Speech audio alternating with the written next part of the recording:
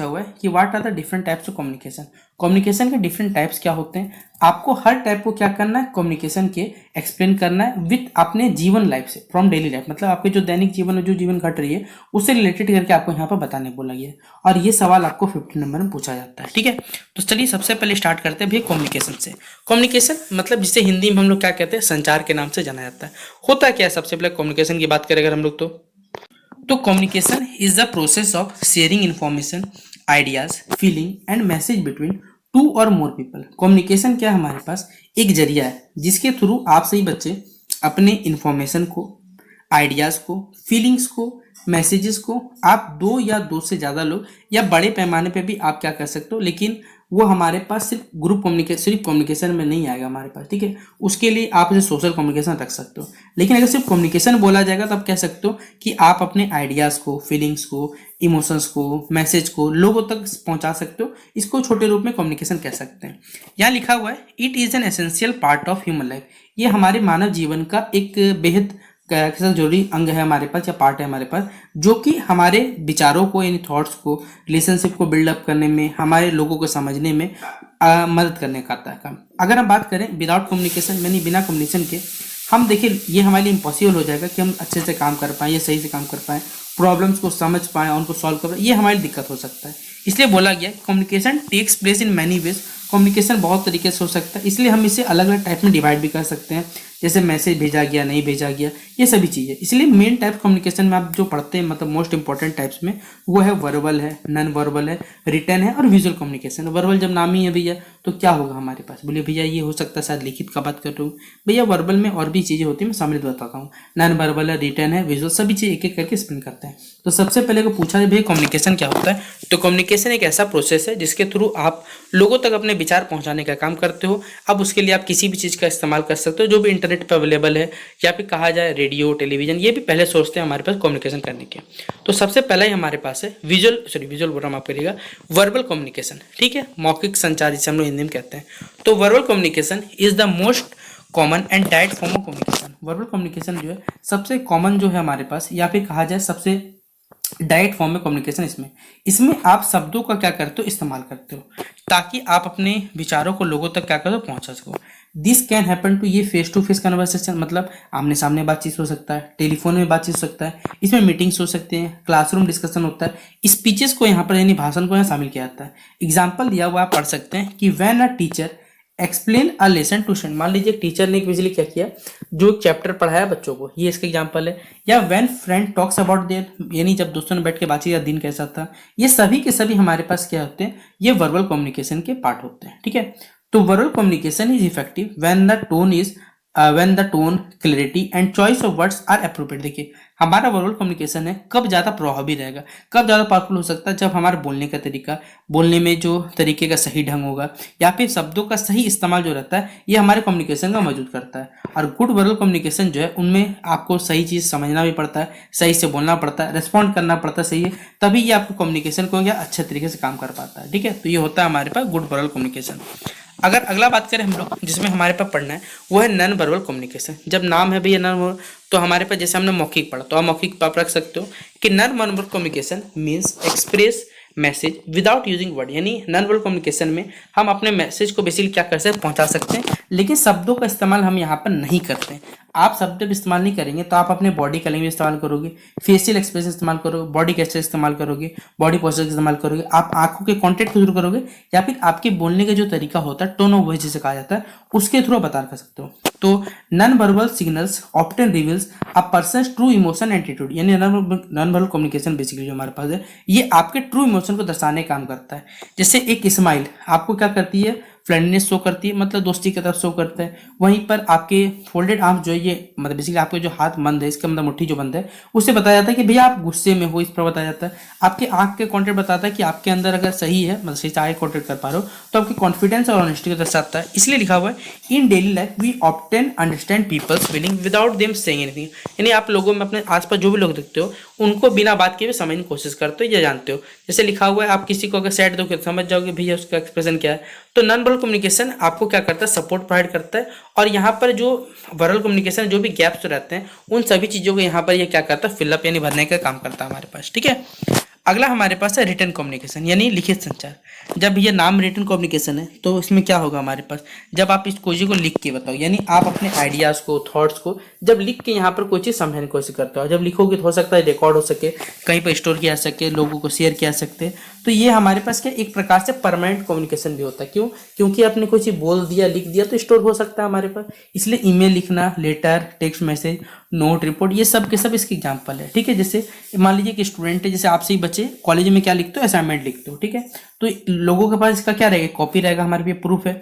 तो इसलिए हमारे पास ये हमारे फॉर्मल और जो प्रोफेशनल सेटिंग्स होते हैं जीवन में उनके लिए मददगार साबित होता है। इसलिए ये एक्यूरेसी और डॉक्यूमेंटेशन के रूप में रखा जा सकता है। तो गुड कम्युनिकेशन क्या करता है, बेसिकली इसमें रिक्वायर रहता है, मतलब इसमें जरूरत रहता है बेसिकली आपके सही ग्रामर का, आपके क्लियर एक्सप्रेशन का और आपका प्रॉपर ऑर्गेनाइजेशन का यहाँ पर क्या रहता है, रोल रहता है हमारे पास रिटन कम्युनिकेशन में। ठीक है, अगला हमारे पास है विजुअल कम्युनिकेशन। ठीक है, इसमें हम लोग क्या करते हैं, तो विजुअल कम्युनिकेशन बेसिकली जो विजुअल एलिमेंट्स है, ठीक है, ताकि हम अपने संदेश को, इन इन्फॉर्मेशन लोगों तक पहुंचा सके, जिसमें हम लोग क्या कर सकते हैं, लोगों को दिखा के समझाना। तो आप इसमें पिक्चर्स का इस्तेमाल करोगे, ग्राफ्स का इस्तेमाल करोगे, चार्ट्स का इस्तेमाल करोगे, साइन का इस्तेमाल करोगे और वीडियोस का यहाँ पर हम लोग इस्तेमाल कर सकते हैं। ठीक है, तो ये लोगों को बेसिकली उनके जो कॉम्प्लेक्स इन्फॉर्मेशन है, यानी जो पेचीदा इन्फॉर्मेशन है, उसको सरल तरीके से और जल्दी तरीके से लोगों को समझाने में क्या करता है, हेल्प करता है। जैसे ट्रैफिक सिग्नल्स या फिर ट्रैफिक साइन जो रोड्स पे देखते हो आप लोग, या आप इमोजी जो चैट में देखते हो, डायग्राम देखते हो अपने टेक्स्ट बुक में, इससे कई तरीके के मायने निकलते हैं और आप उन चीज़ों को बिना पढ़े भी क्या कर समझ सकते हो।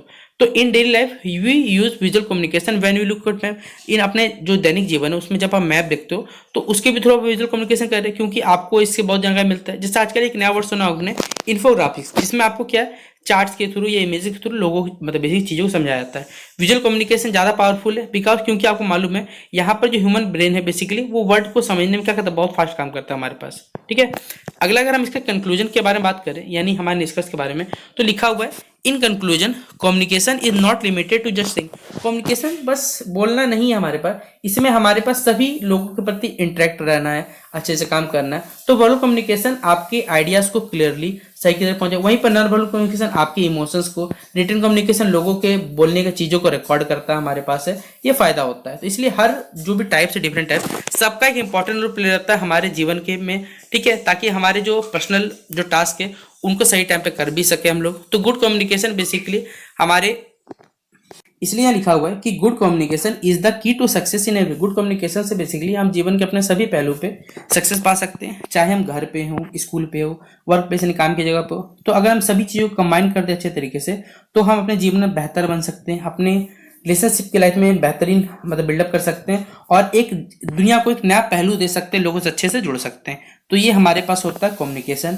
कम्युनिकेशन के डिफरेंट टाइप्स, अपने जीवन के एग्जाम्पल को लेते हुए हमने यहाँ पर इन सब चीज़ों को समझाने की कोशिश किया और ये सवाल पेपर में 15 मार्क्स में आया हुआ था। ठीक है, अगला हमारे पास सवाल है, how can you prepare yourself for a group discussion. आप किस प्रकार अपने आप को प्रिपेयर करते हो ग्रुप डिस्कशन के लिए। ठीक है, और इसमें कौन कौन से जो कॉमन मिस्टेक होते हैं जिनको हमें जीडी, मतलब यहाँ पर एसएससी जीडी की वैकेंसी में समझ लीजिए आप लोग। ठीक है, ये यहाँ पर ग्रुप डिस्कशन की बात की जा रही है कि यहाँ पर कौन कौन से हमारे पास कॉमन मिस्टेक्स होते हैं ग्रुप डिस्कशन में, जिन्हें हमें क्या करना चाहिए, अवॉइड करना चाहिए। तो चलिए सबसे पहले बात करते हैं ग्रुप डिस्कशन के बारे में।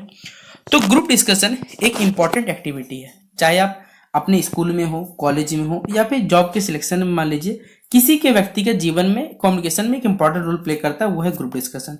क्योंकि इसी के थ्रू आपके जीवन में कहीं ना कहीं कॉन्फिडेंस आता है, एक टीम वर्क का आपका पोटेंशियल जागरूक होता है और आपके अंदर एक एबिलिटी होता है कि आप चीज़ों को कैसे कर सको, उन सब चीज़ों को अच्छे से कर सको। तो it help access how well an individual can express their ideas, यानी ग्रुप डिस्कशन के थ्रू ये लोगों को इंश्योर करता है या फिर उस लोग को, व्यक्तित्व को इंश्योर करता है कि भैया आप अपने आइडियाज़ को लोगों को अच्छे से समझा सको और जो भी आपके टीम कन्वर्सेशन के साथ जो भी बातें हुई उनको कंट्रीब्यूट कर अच्छे से समझ सको। तो एक ग्रुप डिस्कशन प्रिपेयर करने के लिए हमारे पास पहले प्लानिंग, अवेयरनेस और प्रैक्टिस होना क्या हमारे पास जरूरी है। तो यहाँ सबसे पहले लिखा हुआ कि भैया आपको क्यों करना है हमारे पास, हाउ टू प्रिपेयर फॉर, कैसे करके आप देखिए ग्रुप डिस्कशन कर सकते हो। तो सबसे पहला क्या है, आपको समझना पड़ेगा भैया ग्रुप डिस्कशन करना ही क्यों। जैसे आपसे बच्चे, जो भी बच्चे कॉम्पिटिशन एग्जाम तय करते हो, भैया वो ग्रुप डिस्कशन करते हैं, लेकिन क्यों करते हैं, क्या कारण है, पहले बताइए। तो सबसे पहले इसलिए आपको वहां पर ग्रुप डिस्कशन का पर्पस समझना है कि क्या उद्देश्य है, क्यों कर रहे हैं हम लोग ग्रुप डिस्कशन, पहले ये तो समझाइए हमें, इसीलिए सबसे पहले करना पड़ेगा ना हमारे पास।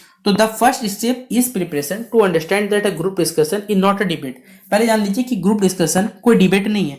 यहाँ पर आप जिस भी चीज़ के बारे में बात करने हैं उसके बारे में चर्चा होगा, ये कोई डिबेट का यहाँ मैटर नहीं है। तो यहाँ एक ऐसा प्लेटफॉर्म है जहाँ पर लोग अपने जो ओपिनियन है यानी जो विचारधारा है उनको शेयर करते हैं, अपने आइडियाज़ को शेयर करते हैं और एक सही जो कंक्लूजन है उस पर वहाँ पर पहुँचने कार्य करते हैं। तो the goal is not to dominate others but to contribute effective. देखिए यहाँ पर जो ग्रुप डिस्कशन का गोल है बेसिकली वो डोमिनेट करने का काम नहीं है। यहाँ पर काम है कि भैया सभी लोगों का जो योगदान है उसके थ्रू जो मैटर पे निकला बात ये क्या होगा इसके बारे में बताने का काम है। ठीक है, अगला हमारे पास है develop knowledge on various topic. देखिए आपको मालूम है यहाँ पर बताया जा रहा है कि भैया अगर आप ग्रुप डिस्कशन करते हो तो आपके जीवन में यहाँ पर बहुत सारी चीजें दिखने मिलेंगी, जिसमें से क्या है, सबसे पहले आपके अंदर एक ज्ञान का प्रसार होगा हमारे पास, जिसे बताया हुआ है ग्रुप डिस्कशन टॉपिक से आपको जो करंट अफेयर्स है बेसिकली हमारे जीवन की जो दैनिक समस्या की उनके बाद तैयार करते हो, जो भी सामाजिक मुद्दे उनको पढ़ते हो, सोशल इकोनॉमिक और जनरल नॉलेज में क्या करता है हमारे पास हेल्पफुल होता है। इसके अलावा जो न्यूज़पेपर पढ़ते हैं, मैगजीन पढ़ते हो, ऑनलाइन आर्टिकल्स को पढ़ के आप यहाँ पर जो भी संसार में चीजें चल रही है उनके अपडेट रहने काम करते हो। तो आप न्यूज़ डिस्कशन देखते हो, डॉक्यूमेंट्री देखते हो, ये सब के सब कहीं ना कहीं आपके जीवन में अवेयरनेस और आपके अंदर एक एनालिटिक थिंकिंग को यानी क्या करता है, पैदा करने का काम करता है हमारे पास, वो है develop knowledge on various topics. तीसरा पॉइंट है हमारे पास improve communication skills.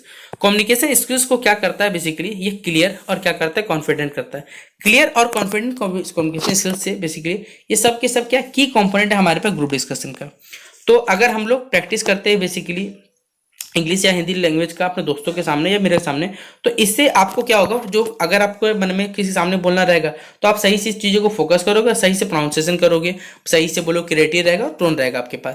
Listening to others, आप क्या करना है, लोगों को अच्छे से सुनना है हमारे पास और पोलाइटली क्या करना है, बिहेव करना है, ताकि गुड कम्युनिकेशन स्किल को क्या कर सके हमारे पास जनरेट कर सके। चौथा पॉइंट है हमारे पास ऑर्गेनाइज योर थॉट्स, यानी अपने विचारों को क्या करो, ऑर्गेनाइज करो। जिसे बताया हुआ है before the group discussion you think, या फिर कह सकते हैं think quickly about the topic. सबसे पहले क्या करना है, जो भी टॉपिक होने वाला उसके बारे में सोचिए और कुछ पॉइंट्स उसके बारे में लिख लीजिए। ठीक है, आपके आइडिया जो रहेंगे वो लॉजिकल होने चाहिए, रिलेवेंट होने चाहिए और वेल स्ट्रक्चर होने चाहिए, जिससे मान लीजिए आपको शॉर्ट इंस्ट्रक्शन में आप उस चीज को शुरुआत कर सको और अपनी जो विचारधारा यानी अपने जो पॉइंट ऑफ व्यू और एक ब्रीफ कंक्लूजन के साथ उस चीजों को समझा सको, ये काम होता है। अगला हमारे पास है practice team work and leadership. देखिए आपको मालूम है एक अच्छा पार्टिसिपेंट कौन होता है, जो लोगों को इंस्पायर करता है कि भाई बोलो उस चीज़ के बारे में और चीज़ को डिस्कस करो हमारे पास, ताकि आप सही चीज़ों पे क्या कर सको, सही पहलू को यहाँ पर काम कर सको। इसलिए लिखा हो taking initiative at the right time, agreeing, और यहाँ पर बताया हुआ है डिसएग्री, यानी आपका एग्रीपन हो या नापन हो, डिसएग्री वो आपकी इच्छा हो सकती है, लेकिन यहाँ आप अपने पॉइंट्स के थ्रू बेसिकली चीज़ों को समराइज कर सकते हो और एक लीडरशिप या फिर कह सकते हो कॉर्पोरेट स्पिरिट की तरफ आगे बढ़ते हो। अगला हमारे पास है बॉडी लैंग्वेज एंड कॉन्फिडेंस। देखिए नॉन वर्बल कम्युनिकेशन से बेसिकली क्या है हमारे पास, ये एक प्रकार से कहीं आपके आई कॉन्टेक्ट और स्माइल को ऑक्यूजली यहाँ प्रदर्शित करने का काम करता है। अगर आप किसी से फाइट करते हो या नर्वस दिखते हो तो आपके अंदर कॉन्फिडेंस कहीं ना कहीं इसमें कम दिखने लगता है हमारे पास। ठीक है, तो ये था सबसे पहले कि हमें ग्रुप डिस्कशन क्यों करना चाहिए। अब कौन कौन से कॉमन मिस्टेक्स होते हैं ग्रुप डिस्कशन में, उनको रोकने के लिए आप क्या कर सकते हो। सबसे पहले इंटरप्ट करना है। देखिए सबसे पहले जब लोग बोलते हैं बेसिकली, अगर आप कोई रूड है तो बीच में भैया मत बोला करें, जिससे क्या होगा, व्हेन यू टर्न और पोलाइटली आस्क टू आस्क, जब भी आप अपने पॉइंट्स को या फिर बताने को पोलाइटली काम करते हो तो लोग अच्छे से सुन सकते हैं। इसलिए लिसनिंग क्या हमारे पास है बेसिकली एक इंपॉर्टेंट रोल प्ले करता है हमारे पास। ठीक है, अगला टू मच, यानी बहुत ज़्यादा ना बोलना चाहिए, ना ही बहुत कम बोलना चाहिए, क्योंकि अगर आप खुद बोलते चलोगे भैया सामने वाले कब समय मिले, इसलिए कोशिश करो कि ना ज़्यादा ना कम, इस प्रकार बोलो कि जिससे लोग अच्छे से सहमत हो जाए, और नहीं भी बोलोगे तो इस प्रकार यहाँ पर पक्ष रखो कि लोगों को बुरा भी ना लगे। इस प्रकार से हमें काम करना पड़ता है। अगला है लैक ऑफ प्रिपरेशन। देखिए अगर आप कभी ग्रुप डिस्कशन जा रहे हैं और कोई चीज़ के बारे में आपको नहीं पता तो भैया बहुत दिक्कत हो जाए। इसलिए सबसे पहले क्या करें, उस चीज़ के बारे में पढ़ें, अपने अंदर एक इंटरेस्ट जमाएं और उसके बाद वहाँ पर उस चीज़ के हिसाब से वहाँ पर क्या कर सकते पार्टिसिपेट करें। अगला है हमारे पास बिफोर एग्रेसिव और देखिए अगर आपको बिफोर बिकम होगा, जैसे ग्रुप डिस्कशन हम जानते हैं एक इंपॉर्टेंट रोल प्ले करता है हमारे पास, जहाँ पर हम डिस्कस करते हैं, आप अपने आवाज़ को बेसिकली अवॉइड करें कि ऊपर करें, कभी लोगों सबसे शांति से बात करें और सभी के जो कमेंट्स हैं उनको प्रॉपर्ली पर्सनली यहाँ पर मेंटेन करें या फिर जवाब दें उनको। तो एक रेस्पेक्टफुल और पॉजिटिव एटीट्यूड यहाँ पर क्या होता है हमारे पास जनरेट होता है। अगला है इग्नोरिंग बॉडी लैंग्वेज। देखिए आपको मालूम है जिसे यहाँ लिखा हुआ नेगेटिव गेस्चर्स, यानी आपकी क्रॉसिंग आर्म्स, देखने तरीका या फिर कोई चीज़ के बारे में बोलना, ये सभी चीज़ें क्या गलत चीज़ें हमारे पास। इसके अंदर आपके अंदर जो नर्वसनेस रहता है या डिसइंटरेस्ट जो रहता है वो पैदा होता है, वही पॉजिटिव रहिएगा तो भाई सब कुछ सही रहेगा हमारे पास। अगला कॉम्प्लेक्स और जो इनकरेक्ट लैंग्वेज उनका इस्तेमाल नहीं। जैसे आपको क्या करना है, अवॉइड करना है हमेशा करेक्ट जो कैसे डिफिकल्ट वर्ड है या फिर हमारे पास जो इनकरेक्ट ग्रामर उनको हटाना है, सिंपली बात करना है लेकिन क्लियरली बात करना ताकि लोग आपके विचारधारा समझ सके। तो अगर हम बात करें कंक्लूजन के बारे में, तो अगर हम जब भी एक ग्रुप डिस्कशन भी प्रिपेयर करते हैं तो बिना नॉलेज के तो कभी मत करें। आपको नॉलेज है तभी बताएं हमारे पास, तो उसी के बारे में प्रैक्टिस कम्युनिकेशन करना चाहिए, ऑर्गेनाइज करना चाहिए आइडियाज़ को, एक अच्छा हमारे पास एटीट्यूड होना चाहिए। इसीलिए ये हमारे पास यहाँ कंक्लूजन लिखा हुआ है, तो आप इस कंक्लूजन पढ़ सकते हैं और अच्छे से सवाल को नोट डाउन कर सकते हैं। तो इस मैनेजमेंट यानी समय प्रबंधन और स्ट्रेस यानी तनाव जो है, दोनों के बीच में देखिए आपको मालूम होगा कि भैया एक रिलेशनशिप है। ठीक है, अब ये रिलेशनशिप को हमें उजागर करना है, समझाने की कोशिश करनी है। तो आइए मैं आपको यहाँ पर समझाने की कोशिश करता हूँ। तो यहाँ लिखा हुआ है time management and stress are deeply interconnected except of personal and professional. देखिए हमारे व्यक्तिगत जीवन और हमारा जो प्रोफेशनल जीवन है, दोनों में ही टाइम मैनेजमेंट और स्ट्रेस एक दूसरे से बेहतरीन तरीके से जुड़े हुए हैं। बोलिए भैया कैसे जुड़े हो सकते हैं, तो चलिए बताते हैं एक एक करके।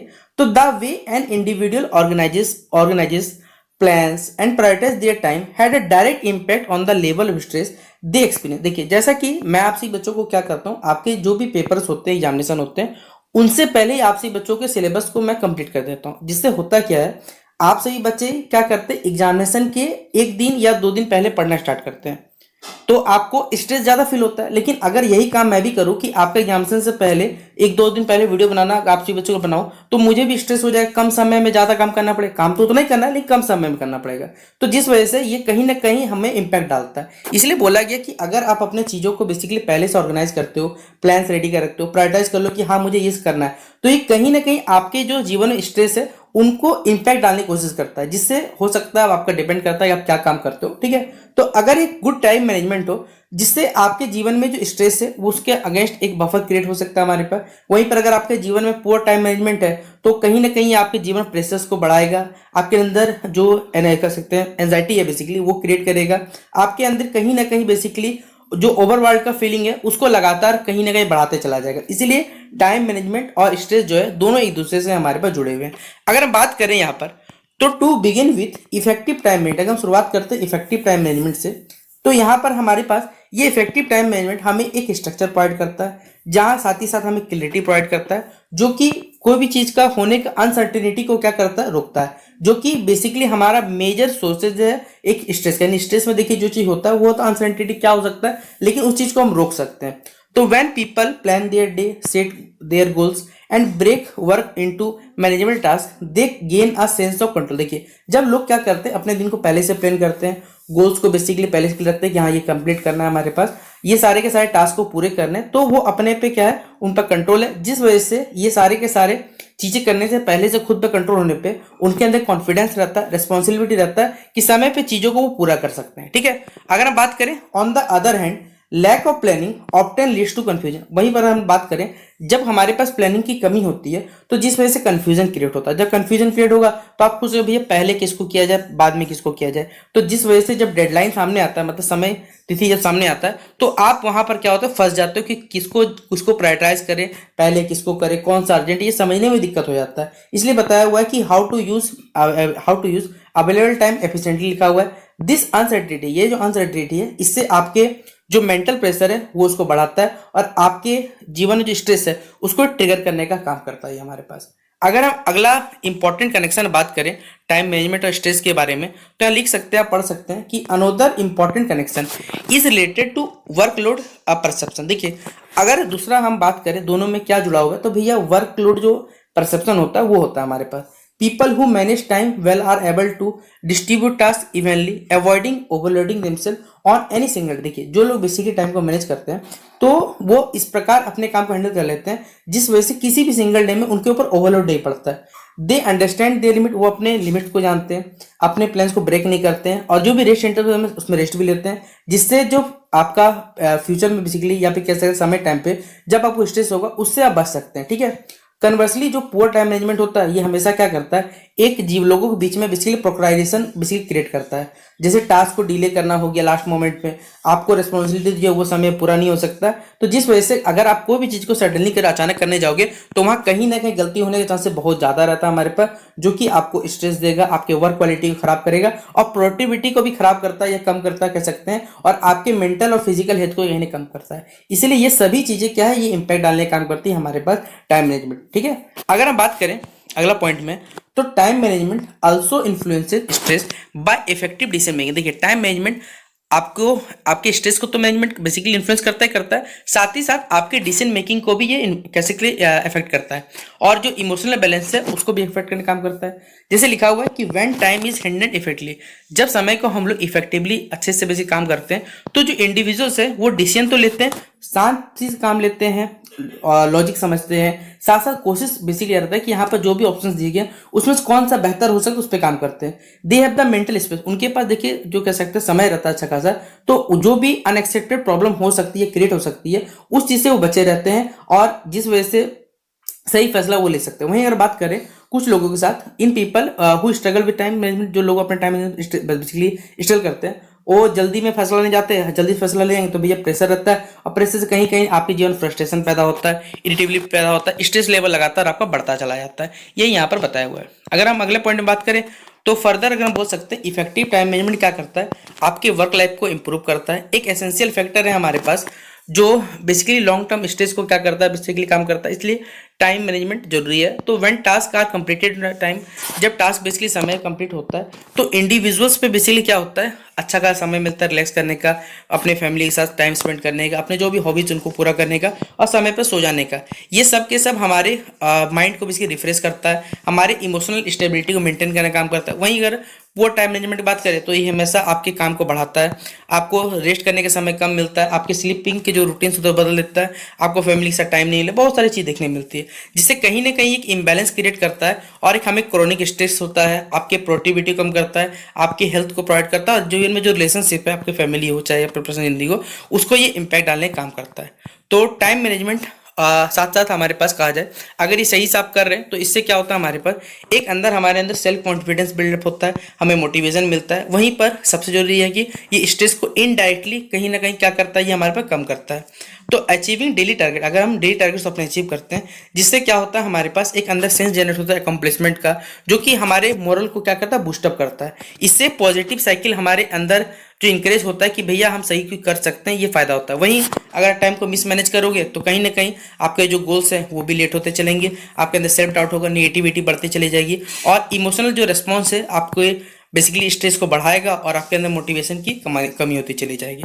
अगर हम निष्कर्ष के बारे में बात करें, कंक्लूजन पे आते हैं, तो अगर टाइम मैनेजमेंट और स्ट्रेस दोनों ही दृष्टि से जुड़े हुए हैं। टाइम मैनेजमेंट स्ट्रेस बेसिकली क्या है, एक क्लियर है, स्ट्रांग है। टाइम मैनेजमेंट सिर्फ काम को टाइम पे फिनिश करना नहीं है, ये बेसिकली हमारे पास एक फिजिकल टूल है जो हमें कंट्रोल करता है, बैलेंस करता है और हमारे अंदर कॉन्फिडेंस जनरेट करने का काम करता है। इसलिए सही टाइम मैनेजमेंट बेसिकली क्या है, हमारे पास है, करना जरूरी है, जिससे हमारे जो प्लानिंग है वो सही पे हो सके और स्ट्रेस को क्या हो सके, कम कर सके हमारे पास।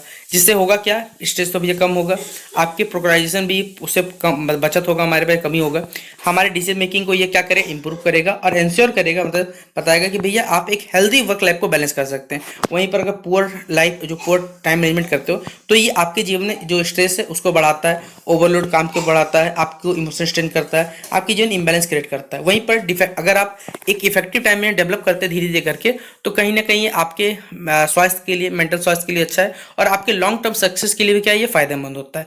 तो ये हमारे पास इस क्वेश्चन का आंसर। यानी अगर पूछा जाए भैया analysis the relationship between time management stress, तो आप इस सवाल को, क्योंकि ये सवाल अगर इतना बड़ा आता है तो 15 नंबर का, 15 नंबर में मिनिमम 3 पेजेस आपको पेपर में लिखना पड़ेगा, तो ही टीचर आपको पूरा 15 नंबर देगा। ठीक है, तो ये था 15 नंबर क्वेश्चन। अगला क्वेश्चन हमारे पास है differentiate between life skill and soft skill. आपके पेपर का नाम भले ही सॉफ्ट स्किल, लेकिन यहाँ डिफरेंशिएट करने बोला कि भैया लाइफ स्किल और सॉफ्ट स्किल के बीच में क्या अंतर होता है। तो life skill and soft skill जो बेसिकली आपको टर्म में लग रहा होगा कि भैया स्किल मतलब आप समझ सकते हैं योग्यता, आपकी क्षमता जब कह सकते हैं। लाइफ स्किल मतलब आप जीवन में जो स्किल सीख रहे हैं। सॉफ्ट स्किल हमारे पास अगर चैप्टर के ब्रेफ से बात करें तो क्या हो सकता है हमारे पास, तो दोनों देखिए बेसिकली हमारे पास जीवन के दो अलग अलग एबिलिटी को दर्शाता है जो अलग अलग पर्पस के लिए इस्तेमाल हो सकता है ह्यूमन डेवलपमेंट में। तो दोनों के बीच के जो डिफरेंस को है वो दोनों को हम समझते हैं पर्सनल ग्रोथ के आधार पर, एजुकेशन के आधार पर, जो प्रोफेशनल सक्सेस उसके आधार पर समझने की कोशिश करते हैं, और ये किस प्रकार एक दूसरे से रिलेटेड है और ये किस प्रकार फोकस करने में कोई चीज़ को इम्पैक्ट डालते हैं ये बताने की कोशिश करते हैं। ठीक है, तो चलिए सबसे पहले जानते हैं लाइफ स्किल होता क्या है। तो life skill are the basic abilities that help an individual lead a healthy, productive and meaningful life। Life skill basically हमारा वो एबिलिटी है जिसके थ्रू बेसिकली कोई भी इंडिविजुअल क्या करता है, हेल्दी लाइफ, एक प्रोडक्टिव अपने जीवन में बेसिक क्रिएट करता है और एक मीनिंगफुल लाइफ बनाता है। These skills enable people to deal effectively with everyday challenge. देखिए जो व्यक्ति बेसिकली अगर अपने जीवन में लाइफ स्किल सीख चुका है, मतलब धक्का खा के जीवन सीख चुका है, तो उसके लिए जो जीवन में पर दिन जो चैलेंज आ रहा है उससे झेलना कोई बड़ी बात नहीं है।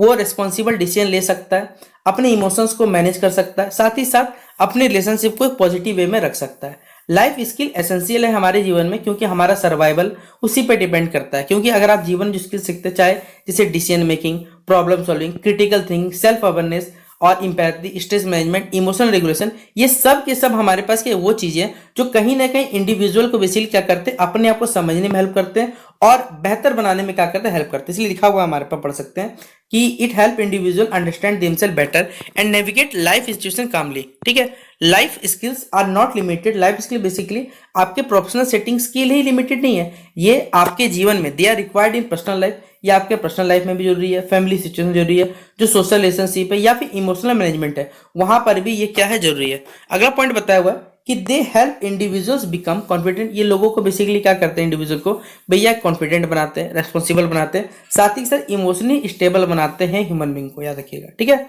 अगला हमारे पास है सॉफ्ट स्किल। अगर हम बात करें सॉफ्ट स्किल क्या है हमारे पास, तो सॉफ्ट स्किल रेफर करता है हमारे पास इंटरपर्सनल कम्युनिकेशन, इंटरपर्सनल और जो सोशल एबिलिटी उसको ये रेफर करता है हमारे पास, जहां पर एक व्यक्ति क्या है अदर व्यक्ति से किस प्रकार इंटरेक्ट होगा उसके बारे में बताने की कोशिश करता है, किस प्रकार इफेक्टिवली इंटरेक्ट होता है। स्पेशली अगर बात करें जो वर्क प्लेस इन्वायरमेंट होता है वहां ये किस प्रकार इंपैक्ट डालेगा, किस प्रकार अप्लाई होगा, ये बताइए।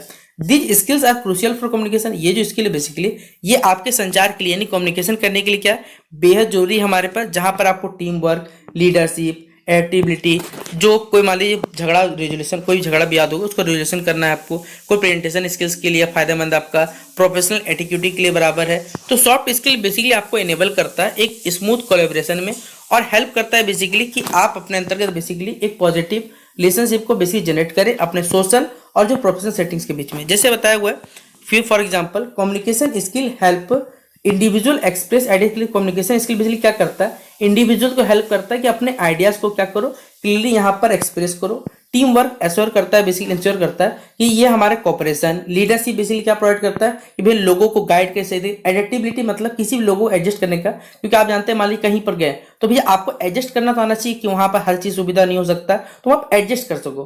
तो वाइल सॉफ्ट स्किल, जैसे सॉफ्ट स्किल हमारे पर्सनल डेवलपमेंट के लिए कहीं ना कहीं जरूरी है, वहीं पर अगर हमारे पास अगर कह सकते हैं ये तो हमारा लाइफ सॉफ्ट स्किल कहीं ना कहीं हमारे पर्सनल डेवलपमेंट की जरूरी है, तो उसी प्रकार लाइफ स्किल भी जरूरी है, देखिएगा। तो ये हमें बेसिकली हमारे जो प्रोफेशनल सक्सेस है या सोशल इंटरेक्शन है उसकी और हमें ये फोकस करता है। अगर दोनों के बीच में एक मेजर डिफरेंस के बारे में बात करें कि भैया लाइफ स्किल और जो सॉफ्ट स्किल दोनों के बीच में मेजर डिफरेंस क्या है, तो दोनों का देखिए पर्पस पर। जैसे लाइफ स्किल आपके जीवन में जो पर्सनल डेवलपमेंट उसे एम करता है, सेल्फ मैनेजमेंट, इमोशनल वेलबींग करता है, वहीं पर इनका फोकस रहता है बेसिकली हमारे पास कि इंडिविजुअल को लोगों को समझना है, डिसीजन मेकिंग को बेहतर करना है, साथ ही साथ एक फुलफिलिंग जो लाइफ है उसको बनाना है। सॉफ्ट स्किल आपके जीवन में उसका एम रहता है कि भैया आपके ग्रुप या वर्क को एफिशिएंट बनाना हमारे पास। वो बेसिकली दे हेल्प इंडिविजुअल्स, देखिए लोगों के कैरियर में हेल्प करता है, नेटवर्क को बिल्डअप करता है, एक पॉजिटिव प्रोफेशनल रिलेशनशिप को क्या करता है, बिल्डअप करने या मेंटेन करने का काम करता है हमारे पास। अगर हम बात करें दूसरा पॉइंट में यहाँ पर कि another difference is in their scope, देखिए दोनों के स्कोप पे भी अंतर है। जैसे लाइफ स्किल, जो लाइफ स्किल है उसका एक बड़ा स्कोप है क्योंकि ये आपके इमोशन, सोशल, कॉग्निटिव और प्रैक्टिकल एबिलिटीज के आधार पर बना हो, जो कि आपके हर दिनचर्या के अंतर्गत आता है। वहीं पर सॉफ्ट स्किल आपके जीवन छोटा कैटेगरी है जब आप बेसिकली इंटरपर्सनल और जो कम्युनिकेशन एबिलिटीज के अंतर्गत आता है। लाइफ स्किल यूनिवर्सल और एसेंशियल है सभी के लिए। वहीं पर अगर बात करें आपके प्रोफेशन के लिए बैकग्राउंड की जरूरी है, लेकिन सॉफ्ट स्किल आपके जीवन में एकेडमिक हो गया, आपके बिजनेस लाइफ हो गया, प्रोफेशनल एनवायरनमेंट हो गया, जहां पर टीम वर्क और कम्युनिकेशन की जरूरत होता है वहां के लिए वो जरूरी है। तो the way these skills are learn also differ. देखिए जिस प्रकार ये स्किल है भैया, तो दोनों स्किल में अंतर भी होता है। तो life skills are often developed. Life skill जो है आप जीवन में अपने एक्सपीरियंस के आधार पर सीखते हो, अपने फैमिली में देखिए जो उतार चढ़ाव उसके आधार सीखते हो, आप जितने एजुकेशन लाइफ में सीखते हो, अपने पर्सनल रिफ्लेक्शन सीखते हो। तो ये एक व्यक्ति को क्या करता है, बेसिकली ग्रो करता है और फेस करवाता है डिफरेंट अलग सिचुएशन। वहीं पर सॉफ्ट स्किल बेसिकली आपको डेवलप करता है आपके ट्रेनिंग प्रोग्राम्स में, आपके वर्क प्लेस में कैसा एक्सपोजर है, आपके प्रैक्टिस में आपको इंटरेक्ट करने लोगों सिखाता है कि अलग अलग प्रकार के लोग हैं तो लोगों से किस प्रकार आप इंटरेक्ट हो सकते हो, उस पर यह हेल्प करेगा। ठीक है, तो अगला पॉइंट है in conclusion life skill and soft skills are closely connected but fundamental. देखिए अगर हम बात करें तो लाइफ स्किल्स एंड बेसिकली जो हमारा सॉफ्ट स्किल है दोनों दूसरे कनेक्टेड जरूर है, लेकिन दोनों में फंडामेंटली क्या है, डिफरेंट है। हमारे पास लाइफ स्किल एक पर्सन को बेसिकली मैनेज करता है उनके पर्सनल लाइफ में, इमोशंस में और उनके लाइफ के जो डेली चैलेंजेस है उनमें। वहीं पर सॉफ्ट स्किल के बारे में बात करें तो लोगों को इंटरेक्ट करना सिखाता है, लोग जिनमें सक्सेस कैसे पे आता है बेसिकली प्रोफेशनल लाइफ में बताता है। सॉफ्ट स्किल एक लाइफ स्किल का ही पार्ट है कह सकते हैं, और लाइफ स्किल बड़ा ज़्यादा बड़े पैमाने पर है, एसेंशियल है हमारे पास जीवन के पर्सनल डेवलपमेंट में। इसलिए दोनों के दोनों स्किल जो इंपॉर्टेंट है और दोनों बेसिकली हमारे लाइफ को बैलेंस करते हैं, कॉन्फिडेंट और हम एक सक्सेसफुल लाइफ यहाँ पर क्या करते हैं, बेसिकली प्रोवाइड करने का काम करते हैं। तो ये था हमारे पास इस क्वेश्चन का आंसर। तो ये दो question, how to write an effective CV, यानी आप सीवी लिखिए लेकिन एक ऐसा सीवी लिखिए जो लोगों पे ज़्यादा असर डाले, इफेक्टिव करे, और साथ ही साथ एक आपको कवर लेटर भी उसमें लिखना, ये बोल दिया गया। तो write a CV for a job application and you are Shobha या Satyam applying for the post of an assistant in a government department with 3 years of experience. मतलब आपका नाम या तो शोभा या सत्यम हो सकता है और आपको क्या करना है, एक गवर्नमेंट डिपार्टमेंट है जहाँ पर असिस्टेंट के पोस्ट के लिए बेसिकली आपको सीवी देना है, जहाँ पर मिनिमम जो आपको एक्सपीरियंस होना चाहिए वो 3 साल का होना चाहिए, बता दिया गया। ठीक है, तो ये सवाल बहुत बड़ा सवाल है यहाँ पर, क्योंकि आप पहले देख सकते हैं इफेक्टिव सीवी क्या होता है बताना है, एक कवर लेटर के साथ बताना है, फिर अप्लाई करने के लिए जॉब एप्लीकेशन भी देना है। तो बहुत सारा सवाल जोड़ के आपको यहाँ पर 15 नंबर है। तो सभी के लिए हमने बेसिकली अलग अलग टाइप से सबके आंसर बताए। जिससे पहला है कि भैया एक इफेक्टिव सीवी कैसे लिखा जा सकता है। तो चलिए सबसे पहले बताते हैं। अगर हम बात करें कि भैया ये सीवी होता क्या है, तो करिकुलम विटा बेसिकली आपके एजुकेशन, आपने जो जीवन में स्किल सीखे हैं या जो आपका वर्क एक्सपीरियंस है उसका एक छोटा सा समरी, जहाँ पर शॉर्ट वे में, क्लियर वे में, एक वेल ऑर्गेनाइज रूप में आप चीज़ों को बताते हैं, यही हमारे पास क्या है, सीवी है, करिकुलम विटा के नाम से जाना जाता है। अब इसके देखिए किस प्रकार लिखा जा सकता है कि इफेक्टिव हम लोग सीवी लिख सकते हैं। तो सबसे पहले क्या करना है, अपने सीवी को वेल स्ट्रक्चर्ड करना है, मतलब आपको अच्छी तरीके से सजा के to the point, to the context, आपको जो भी चीज़ें है वो यहाँ पर सबसे पहले बताना है। तो keep the CV well structured सबसे पहला पॉइंट रहेगा हमारे पास। दूसरा यहाँ पर बताया हुआ है एक अच्छे सीवी में देखिए क्या क्या गुण होने चाहिए या क्या क्या चीज़ें इसमें इंक्लूड होती है, ये बताया हुआ है। सबसे पहले इसमें आपके पर्सनल जो डिटेल्स है यानी आपकी जो व्यक्तिगत जानकारी है वो सभी चीज़ इसमें मेंशन होना चाहिए। दूसरा, आपके करियर का क्या ऑब्जेक्टिव है ये भी इसमें बताना होना चाहिए। आपकी एजुकेशनल क्वालिफिकेशन क्या है, आपने जो भी शैक्षणिक योग्यता प्राप्त की उसके बारे में बताना है। आपने कहाँ काम किया, आपका जो वर्क का एक्सपीरियंस है वो सारा का सारा बताना है। आपने जो भी काम करते समय स्किल सीखी है या आप जो स्किल जानते हैं उन सभी की जानकारी देनी है आपको। छठा नंबर है कि मान लीजिए आपने कहीं काम किया तो काम करने के बाद आपको क्या क्या अचीवमेंट्स मिले, ये ऑप्शनल रहता है, अगर आपके मिला ना मिला वो कोई फर्क नहीं पड़ता, इसलिए आप यहाँ बता भी सकते हैं, नहीं बता सकते हैं। बाकी पर्सनल जो डिटेल्स है वो बताना है। और डिक्लेरेशन फॉर्म की मतलब आपने यहाँ जो भी जानकारी दी है बेसिकली वो सभी के सभी क्या है, सही जानकारी, इस सब बताना पड़ेगा। ठीक है, तो ये पहला हमारे पास कि अच्छा सीवी कैसे लिखा सकते हैं। दूसरा हमारे पास क्या है, आपको कोशिश करना है कि जितना और सिंपल फॉर्मल लैंग्वेज में लिखा जाए, क्योंकि देखिए आप डिपेंड कर रहा है कि किस टाइप का सीवी लिख रहे हो। ठीक है, तो फॉर्मल मतलब एक कह सकते हैं ऑफिशियल रूप से आप उन चीज़ें लिखो और सिंपल रखो ताकि ज़्यादा होच ना रहे और लोगों को समझ नहीं भी हो सके। तो आप कोशिश करना कि वहाँ पर लॉन्ग सेंटेंसेज जो रहते हैं उनको अवॉइड करिए और फोकस करें जो भी इंपॉर्टेंट पॉइंट्स है वही चीज़ यहाँ पर लिखने की कोशिश करें। अगला हमारे पास है हाईलाइट योर स्ट्रेंथ, मतलब आप जिन भी चीज़ में देखिए कह सकते हैं माहिर है उन सब चीज़ों को हाईलाइट करना सीखिए। जैसे आपके मान लीजिए आपके अंदर जो भी स्किल्स होंगे, चाहे आप कंप्यूटर नॉलेज जानते होंगे, कम्युनिकेशन में होंगे, टाइपिंग में होंगे, टीम वर्क में हो, किसी प्रकार के अंदर आपके अंदर स्किल है तो उन सब चीज़ों को सबसे पहले क्या करें, हाईलाइट करें, जिससे लोगों को समझ में आए कि हाँ भैया इसको नॉलेज है इस चीज़ में, तो वहाँ पर आपको काम पर रखा जा सकता है। अगला हमारे पास है कीप फॉर्मेटिंग क्लीन, यानी आपको क्या करना है, जो भी फॉर्मेट बेसिकली आप जिस भी चीज़ को लिख रहे हो, ठीक है, वहाँ पर अपने फॉर्मेट्स को साफ सुथरा यानी बोल्ड लेटर्स में लिखना है, बुलेट पॉइंट्स में लिखना है, प्रॉपर आपको स्पेस देके सभी चीज़ों के बारे में जानकारी देना पड़ेगा।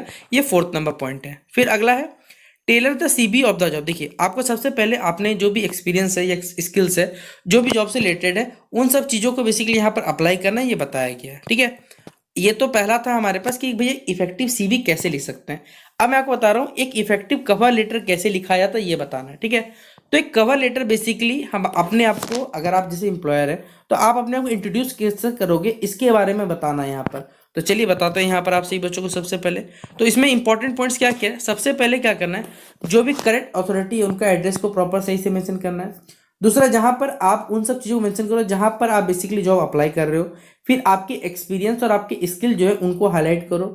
शॉर्ट रखो चीज़ों को, पोलाइट रहो, प्रोफेशनल रहो बेसिकली। और जो भी लास्ट में थैंक यू नाम का वर्ड लिख के कि हाँ भैया हम आपके लिए आपके आभारी रहेंगे, फलना ढिमकाना, ये सभी चीज़ें यहाँ पर मेंशन करनी है। ठीक है, अब यहाँ पर हमने एक सैंपल रखा है सीवी का, क्योंकि आप जानते हैं आपका नाम या तो सत्यम या शोभा हो, तो मैं यहाँ पर सत्यम मान के चल रहा हूँ। तो सबसे पहले हेडिंग डालना है यहाँ पर करिकुलम विटा, जिसे आप शॉर्ट में सीवी कहते हैं। तो अपना नाम डालना है, आपका जो एड्रेस है, मोबाइल नंबर है, आपका जो ईमेल आईडी जिस पे थ्रू वर्क करते हो वो ईमेल आईडी यहाँ मेंशन करना है। सबसे पहला काम क्या है यहाँ पर, आपको करियर ऑब्जेक्टिव क्या है ये बताना है आपका।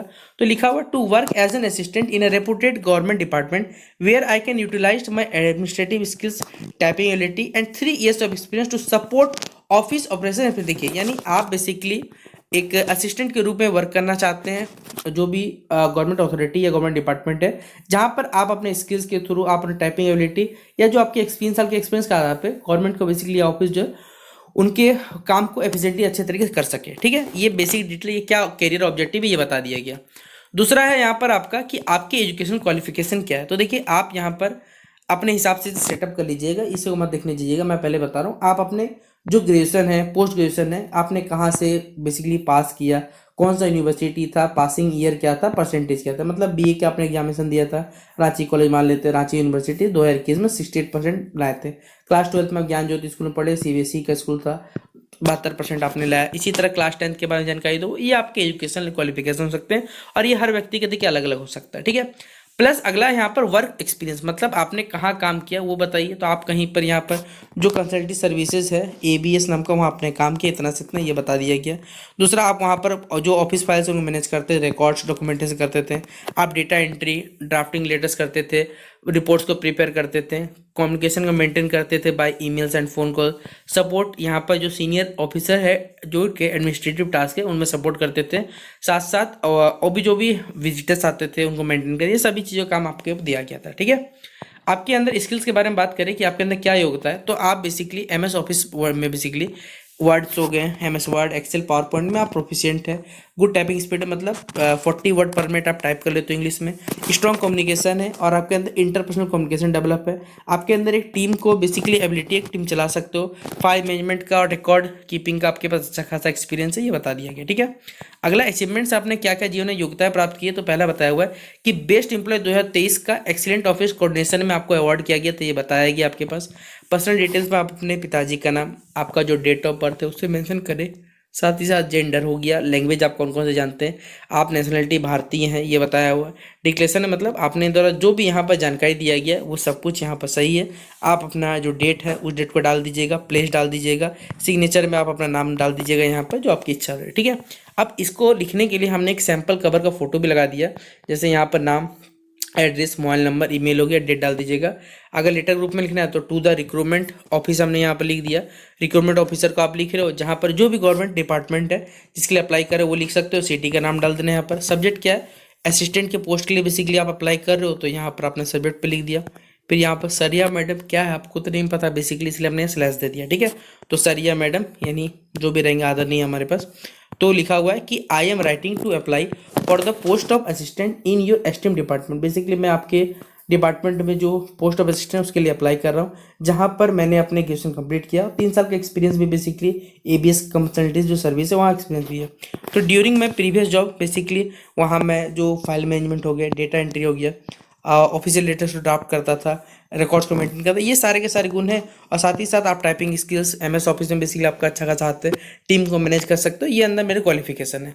इसलिए मैं एक्सपेक्ट करूंगा कि आप मेरे एप्लीकेशन को देखें और आप ऐसा हो सकते हैं कि ये जो अपॉर्चुनिटी ये मैं इसे अच्छे से निभाऊंगा और सही से काम कर पाऊँ, ये बता दिया गया। थैंक यू, आप अपना नाम डाल दीजिएगा, ये बता दिया गया। ठीक है, तो ये हमारा पूरी ये सीवी जो है वो कंप्लीट होता है और ये सीवी पेपर में 15 नंबर में आता है। तो इसे बेहतरीन तरीके से अगर आप इसे पढ़ के चले जाते हैं तो 15 नंबर आपको ये सवाल 100% दे के जाएगा। अगला सवाल आपसे पूछा जाता है कि इमोशनल इंटेलिजेंस का क्या रोल है इफेक्टिव लीडरशिप में, यानी what is the role of emotional intelligence in effective leadership, can you explain, ये बताया हुआ हमारे पास और ये सवाल 15 मार्क्स में आया हुआ है। तो सबसे पहले क्या होता है हमारे पास, ठीक है, सबसे जानते हैं कि भैया ये जो एआई है, कि एआई तो सब जानता है आर्टिफिशियल इंटेलिजेंस, लेकिन एआई क्या है, इमोशनल इंटेलिजेंस से कहते हैं। तो सबसे पहले एआई क्या है, बेसिकली एक ऐसा एबिलिटी है जो आपको रिकॉग्नाइज, आपको समझता है और मैनेज करता है कि भैया आप अपने इमोशंस को कंट्रोल करो, साथ ही साथ लोगों के इमोशंस को बेसिकली समझ सकते हो, कंट्रोल कर सकते हो।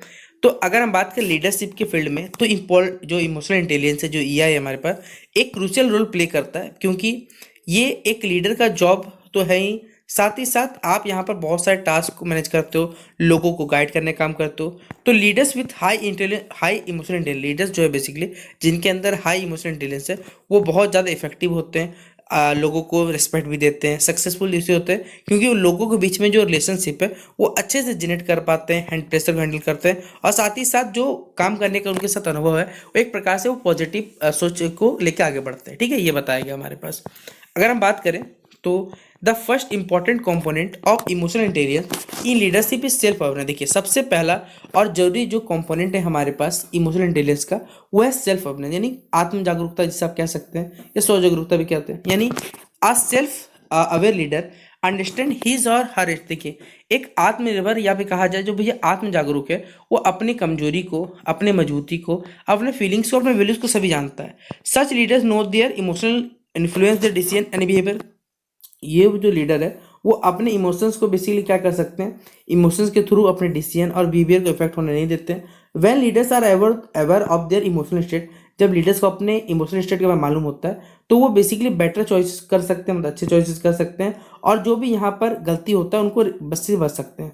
तो ये उनको ज़्यादा एक रेस्पॉन्सिबल बनाता है और डिपेंडेबल बनाता है हमारे पास। ठीक है, अगला हम बात करें सेकेंडली में, तो emotional intelligence help in self regulation. देखिए, इमोशनल इंटेलिजेंस आप सही बच्चों को यहाँ पर सेल्फ रेगुलेशन में भी क्या करता है, मदद करता है, जिससे आप सही बच्चे अपने इमोशंस को कंट्रोल करते हो, डिफरेंट सिचुएशन मतलब अलग अलग परिस्थिति में सभी चीज़ों को अगर मैनेज कर सकते हो। तो लीडरशिप यहाँ बताया हुआ कि लीडरशिप बेसिकली जो लीडर्स होते हैं वो स्ट्रेस फील करते हैं, कभी क्रिटिसिज्म भी होता है, अनएक्सपेक्टेड चैलेंजेस बहुत सारे आते हैं। तो एक लीडर जो रहता है वो हमेशा जो शांत रहता है, किसी भी सिचुएशन में घबराए ना और लोगों के अपने टीम के साथ अच्छे से व्यवहार बात करें, ये उसमें गुण होना चाहिए। तो सेल्फ रेगुलेशन से क्या होता है कि जो लीडर्स रहते हैं वो अच्छे से सोच पाते हैं, कॉन्फ्लिक्ट से झलझमाने से दूर रहते हैं, अपने व्यक्तिगत जीवन में या जो प्रोफेशनल जीवन है उसमें चाहे कितना प्रेशर हो उतना बेसिकली अपने सही काम को सही करते हैं। तो इट प्रिवेंट्स अननेसेसरी, ये बेसिकली अननेसेसरी जो जरूरी आर्गूमेंट्स नहीं है या जो भी बेसिकली आपके काम करने में बेसिकली जो एक शांतिपूर्ण माहौल चाहिए उसे ये क्या करता है, तैयार करने का काम करता है। ठीक है, अगला हमारे पास अनदर इंपॉर्टेंट इसका एक जो पार्ट है वो है हमारे पास मोटिवेशन। ठीक है, तो मोटिवेशन बेसिकली हमारे पास क्या है, इमोशनल इंटेलिजेंस बेसिकली क्या करता है, लीडर्स जो रहते हैं, ठीक है, उनको तो कोई अवार्ड मिलना नहीं, वो लोग खुद ब स्वतः ही अंदर से क्या रहते हैं, मोटिवेट रहते हैं कि हमें गोल्स को अचीव करना है, अपने परफॉर्मेंस को अच्छा करना है और लोगों को इंकरेज करना है कि आप करें। तो वो बेसिकली एंथुजिज्म को शो करते हैं, एक पॉजिटिव एटीट्यूड दिखाते हैं हमारे पास, जिससे जो टीम में मान ली कोई दिक्कत भी चल रहा है वो अच्छे से हैंडल कर पाते हैं। तो देयर पैशन इंस्पायर टीम है, उनके पैशन से बेसिकली जो टीम मेंबर है वो इंस्पायर होते हैं और जो भी उनके ऑर्गेनाइजेशन के गोल्स है उनको अच्छे से अचीव कर पाते हैं। तो सच लीडर्स टर्न चैलेंजेस, बेसिकली ये वही लीडर्स है जो अफसर को यहाँ पर मौके बदल देते हैं और जो भी हमारे पास टीम मेंबर्स हैं उनको साथ में मोटिवेट भी करते हैं, ये बताया गया। अगला हमारे पास वर्ड है जिसका नाम है इम्पैथी। इम्पैथी एक हमारे पास इमोशनल इंटेलिजेंस का एक पार्ट है, जहाँ पर जो भी इम्पैथिक लीडर्स है वो फीलिंग्स को, प्रॉब्लम्स को और लोगों के नज़रिए, टीम मेंबर्स की जो भी विचारधारा है उसको समझने की कोशिश करते हैं, वो लोगों के विचार को समझते हैं जनरली और लोग बारे में सोचने का काम करते हैं। तो ये उनको मदद करता है और उनकी टीम में एक बेसिकली सपोर्ट जनरेट होता है हमारे पास। तो इम्पैथी बेसिकली आपके ट्रस्ट, जो भी मिसअंडरस्टैंडिंग है उनको कम करता है और आपके टीम वर्क को बेसिकली जो स्ट्रेंथ उसको बढ़ावा देता है। तो employees feel valued when the leaders understand them.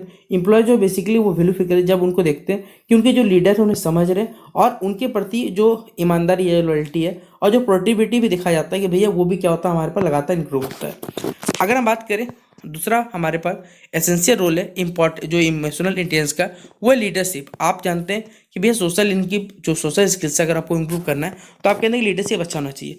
तो लीडर्स बेसिकली जैसे कम्युनिकेट करते हैं तो सही से क्लियरली कम्युनिकेट करें, लोगों के बीच जो सोशल कॉन्फ्लिक्ट सुधारे, रिलेशनशिप बेसिकली बिल्डअप करे। तो इमोशनल इंटेलिजेंस बेसिकली लीडर्स को क्या करते हैं, बेसिकली एक अच्छे कम्युनिकेटर बनाते हैं, ठीक है, जिससे वो अपने जो लोगों शांति से या जो भी मान लीजिए डिसएग्रीमेंट चल रहा है उनको शांति हैंडल कर सकते हैं और टीम से भी बच्चे अच्छे व्यवहार करते हैं। तो देयर सोशल स्किल्स, उनके जो सोशल स्किल्स है बेसिकली अपने आसपास एक पॉजिटिव इन्वायरमेंट बनाते हैं और एक कोऑपरेटिव यहाँ पर वर्किंग इन्वायरमेंट बनता है यहाँ से।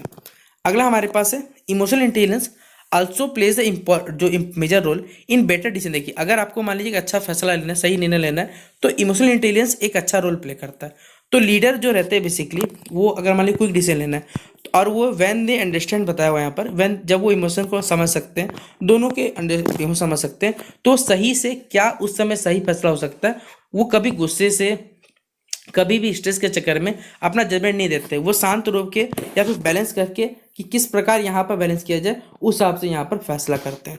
तो अगर बात करें फाइनली, अगर हम लोग बोले तो इमोशनल इंटेलिजेंस जो है बेसिकली हमारे पास वो लीडर्स में बेसिकली क्या करता है, उनके स्ट्रेस को मैनेज करता है, उनको मेंटली स्ट्रांग करता है। और एक लीडर जो है बेसिकली जो स्ट्रेस हैंडल कर सकता है तो रिड्यूस भी बेसिकली टीम मेंबर्स के लिए भी क्या होगा, वहाँ पर स्ट्रेस कम होगा, एक हेल्दी इन्वायरमेंट या हेल्दी वर्क प्लेस या जनरेट होगा जहाँ पर सभी लोग हंसी खुशी यहाँ पर काम कर सकते हैं, ये बताइए।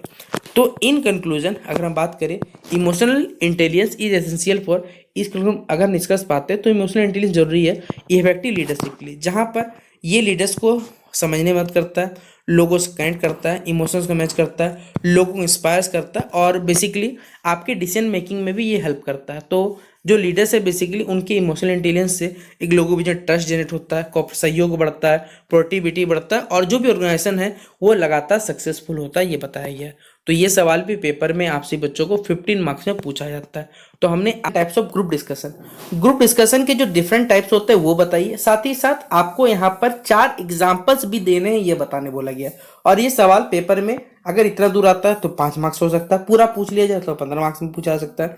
और एक सवाल आ सकता है कि what do you mean by group discussion, तो ये 5 नंबर में भी आता है, ठीक है। तो सबसे पहले मैंने आज बच्चों को पहले ही पढ़ा कर रखा हुआ था कि भैया ग्रुप डिस्कशन क्या होता है। तो ग्रुप डिस्कशन जिसे शॉर्ट में जीडी के नाम से जानते हैं आप लोग, एक पॉपुलर मेथड है जहां पर ये आपके एजुकेशनल सेक्टर में, आपके कॉम्पिटिटिव एग्जाम में, आपके जॉब के इंटरव्यू में एक किसी भी कैंडिडेट को क्या करता है, उनके कम्युनिकेशन स्किल्स में, उनको एनालिटिक थिंकिंग में, उनके टीम वर्क में और उनके लीडरशिप क्वालिटीज को इंप्रूव करने का एक जरिया या फिर एवल्यूट करने का जरिया होता है, वो है ग्रुप डिस्कशन, ठीक है। तो group discussion can be conducted in various format depending on the objective of the evaluator. देखिए ग्रुप डिस्कशन होता है वो बेसिकली डिपेंड करता है कि किस उद्देश्य से आपसे बच्चों को ग्रुप डिस्कशन चल रहा है, ठीक है।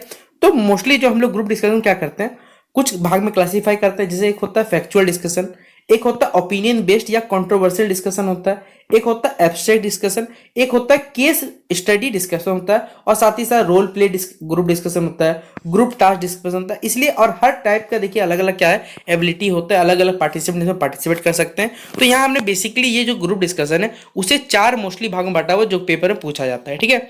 तो पहला हमारे पास है फैक्चुअल ग्रुप डिस्कशन। तो इस ग्रुप डिस्कशन की बात करें तो फैक्चुअल ग्रुप डिस्कशन जो है वो बेसिकली आपके रियल परफॉर्मेंस के आधार पर उस पर बेस्ड रहता है, जो भी बेसिकली आपके प्रैक्टिकल इशू से जो करंट अफेयर्स यानी जो दैनिक समवायिकी या समसामयिकी है जो हमारा उस पर जुड़ा हुआ रहता है। ये टॉपिक्स जो है ये पार्टिसिपेंट को बेसिकली जो भी हमारे प्रेजेंट फैक्ट चल रहे हैं, जो तो कैंडिडेट को स्टैटिक्स के बारे में जो रिसेंट डेवलपमेंट हो रहा है या जो फैक्चुअल टॉपिक टेस्ट होता है, एक कैंडिडेट के नॉलेज को और जीवन वर्ल्ड के जो प्रति अवेयरनेस है या लॉजिकल रीजनिंग ये सिखाने का काम करता है हमारे पास फैक्चुअल ग्रुप डिस्कशन।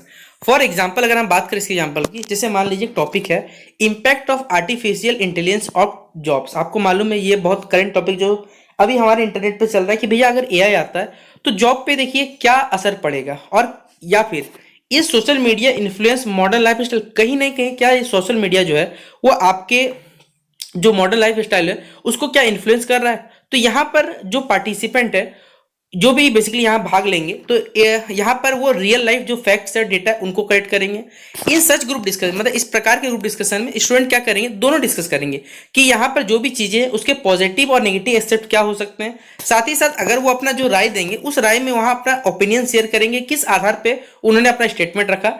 तो factual discussion are commonly used in examination. Factual जो बेसिकली हमारा डिस्कशन है ये एग्जामिनेशन में बेसिकली यूज होता है, जहां पर इंटरव्यू सेक्शन सबसे ज्यादा इस्तेमाल होता है। ये लोगों बेसिकली ये व्यक्ति को क्या करता है, उसके जनरल अवेयरनेस में एक्सेस करने में हेल्प करता है और उनके जो विचार है, पार्टिसिपेंट का जो थॉट है उसको यहाँ पर क्लियरिटी देने का काम करता है ये हमारे पास। तो ये पहला था हमारे पास जो कि होता है फैक्चुअल ग्रुप डिस्कशन। अगला हमारे पास है जिसमें कहते हैं हम लोग ओपिनियन बेस्ड या कंट्रोवर्शियल ग्रुप डिस्कशन। जब नाम ही है भैया ओपिनियन, मतलब आप ओपिनियन अपना दोगे लेकिन कहीं ना कहीं इससे कंट्रोवर्शियल हो सकता है हमारे पास। अब जैसे बात करें अगर हम लोग ओपिनियन बेस्ड या जो कंट्रोवर्शियल ग्रुप डिस्कशन है, इसमें वो टॉपिक्स बेसिकली इन्वॉल्व होते हैं जिसमें एक स्ट्रांग व्यू पॉइंट होता है, मतलब एक स्ट्रांग कोई चीज के बारे में बात होता है और लोगों का मत होगा उस चीज के बारे में अलग हो सकता है। This topic deal with sensitive, ये जो टॉपिक्स होते हैं बेसिकली बहुत ज्यादा सेंसिटिव होते हैं, पॉलिटिकल होते हैं और सोशल इश्यूज हो सकते हैं। The purpose of this type of group discussion, देखिए इस ग्रुप बेसिकली इस टाइप का जो ग्रुप डिस्कशन होता है ये बेसिकली टेस्ट किया जाता है कि किस प्रकार जो पार्टिसिपेंट है वो अपना विचार क्या रखते हैं उस चीज के प्रति, उनका इमोशनल और एग्रेसिव थॉट्स क्या हो सकता है। ये लोगों की एबिलिटी को चेक करता है कि उनका ओपिनियन क्या है, उनके आर्गूमेंट्स क्या इस चीज को लेकर। जैसे मान लीजिए आपको पूछ दिया जाएगा कि should the death penalty be abolished, जो डेथ का पेनल्टी है उसे क्या एबोलिश बंद कर दिया जाए, या फिर जो आपको मालूम है रिजर्वेशन पॉलिसी है भारत में, मान लीजिए क्या यह हार्मफुल है या बेनिफिशियल है। तो हर समाज के जिस वर्ग को मिलता होगा उसे अच्छा लगता होगा, जिस वर्ग को नहीं मिलता उसे खराब लग सकता है। तो कहीं ना कहीं ये जो डिस्कशन है ये आपको आपके अंदर के आपको सोचने मजबूर करता है, आपकी ओपिनियन को बताता है और आपका क्या इस पर रिएक्शन हो सकता है ये सभी चीज बताना है। तो ये सब चीज को बहुत बेहतरीन तरीके से आप सही बच्चे से हैंडल करते हैं, कॉन्फिडेंस के साथ, अपनी रीजनिंग एबिलिटी या इमोशनल स्टेबिलिटी के साथ, यही बताने का काम करता है हमारे पास ये। ठीक है, तो ये था हमारे पास दूसरे टाइप का जो ग्रुप डिस्कशन हमने आपको डिस्कस किया। तीसरा है हमारे पास एब्स्ट्रैक्ट ग्रुप डिस्कशन। अब ये हमारे पास क्या बोलिए भैया, एब्स्ट्रैक्ट नाउन सुना था, आज आपने बता दिया एब्स्ट्रैक्ट ग्रुप डिस्कशन। तो बताते क्या, देखिए तो abstract group discussion basically unique है। बोले भैया जब नाम ही एब्स्ट्रैक्ट है तो यूनिक है, क्योंकि आपने पढ़ा होगा भाववाचक संज्ञा जो भाव को बताता है, उसी प्रकार ये हमारे जो है टॉपिक्स इसमें कवर होते हैं जो सिंबॉलिक रूप में, इमेजिनेटिव रूप में या फिर इंटरप्रेट, मतलब आप उस चीज से क्या समझ सकते हो उसको बताने काम करता है। तो इसका कोई डायरेक्ट मीनिंग नहीं है, though it don't have a direct meaning, so participant must interpret them calculated. इनमें जो पार्टिसिपेंट होते हैं वो सोच सकते हैं कि भैया क्या क्रिएटिविटी करके मतलब इस चीज का हल निकाला जाए। The purpose is to test originality, creativity, communication skill and the ability to connect abstract ideas with real life situation. जैसा कि मैं आपसे बच्चों बोलूं, आपसे बच्चों रीजनिंग पढ़ा है, तो रीजनिंग में जैसे आपने कोडिंग डिकोडिंग चैप्टर का भी पढ़ा होगा या फिर कुछ सिंबल्स समझ, तो इसका क्या मतलब निकल सकता है ये चीज बताने का काम करता है हमारे पास ये एब्स्ट्रैक्ट ग्रुप डिस्कशन। जैसे यहाँ पर बताया हुआ है, फॉर एग्जाम्पल लिखा हुआ है, एक टॉपिक दिया हुआ बोलता है क्या कि blue is better than red, blue जो है रेड से बेटर है। यहाँ पर लिखा हुआ zero, a journey without a destination allow participant to think from different angle. देखिए यहाँ पर ये जो वर्ड्स है, अब यहाँ पर अलग अलग एंगल हो सकता है, कोई बच्चे साइकोलॉजिकल सोचेगा, कोई फिलोसफिकल सोचेगा, कोई हमारे पे इकोनॉमिक बेस सोच सकता है, कोई सोशल वे में सोचेगा।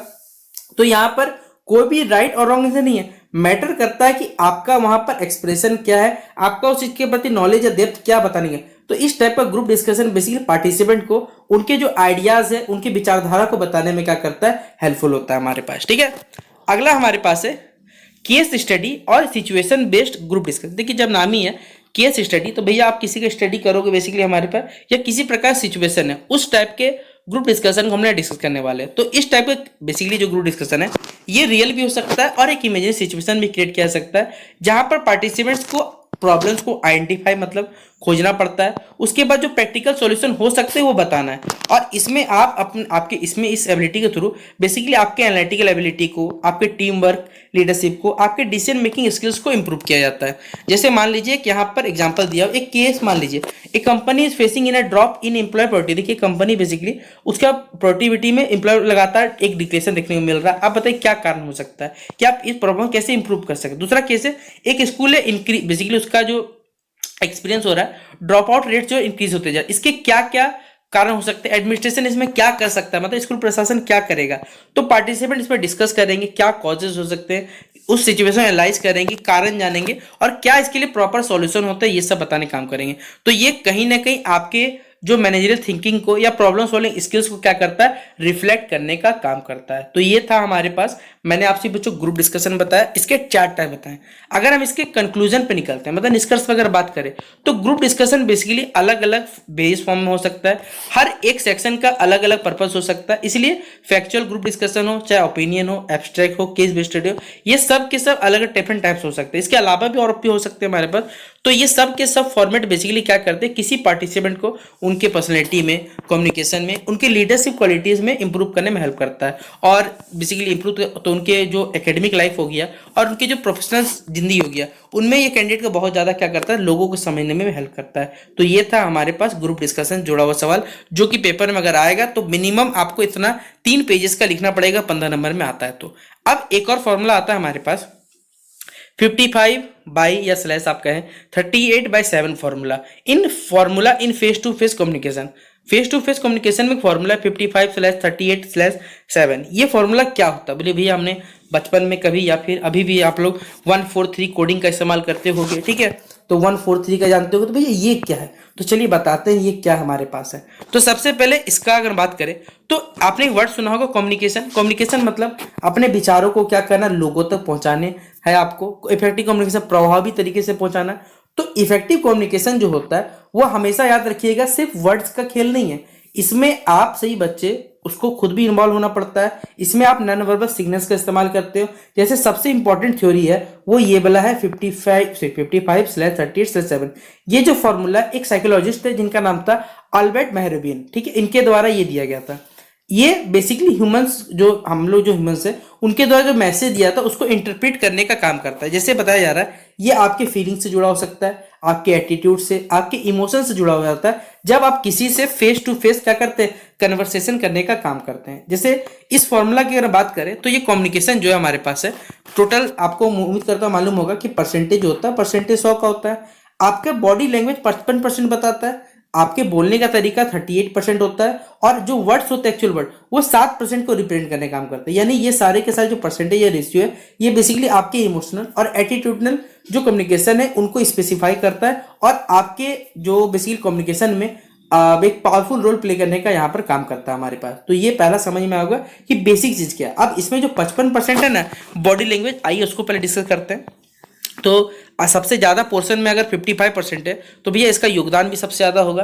तो यहाँ लिखा हुआ है कि the largest portion of communication, नहीं मोर देन हाफ, मतलब आधा से ज्यादा इस पर डिपेंड करता है कि आपका बॉडी लैंग्वेज कैसा है, आपका शरीर का भाषा कैसा है। जैसे इसमें आपका फेस का एक्सप्रेशन हो गया, आपके बॉडी पोस्चर हो गया, आपके बॉडी गेस्चर्स हो गया, आंखों का तरीका हो गया, हैंड मूवमेंट हो गया, या फिर आपके चलने तक का तरीका उसमें नोटिस किया जाता है। पीपल जो है, जो लोग है बेसिकली नेचुरली क्या है वो इन सब चीजों का इस्तेमाल करते हैं और बेसिकली यहाँ पर फील करते हैं। जैसे एक पर्सन बोलता है आई एम ओके और उसकी आंखें नीचे की तरफ, बताइए इससे क्या लगेगा। वहीं पर एक बंदा बोलता है भाई आई एम, कोई ऐसे कॉन्फिडेंट दिखता है। तो कहीं ना कहीं ये सब चीजें बताने काम करता है हमारे पास।